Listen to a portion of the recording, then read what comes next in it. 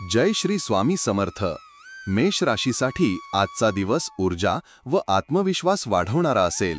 सकाळी थोडीशी अस्वस्थता वाटू शकते, पण दिवस पुढे जाताना सकारात्मक बदल जाणवतील। नोकरीत वरिष्ठांचा सहकार्यभाव मिळेल व आपल्या कल्पनांना मान्यता मिळतील। व्यावसायिकांना नवीन ग्राहक मिळण्याची शक्यता आहे।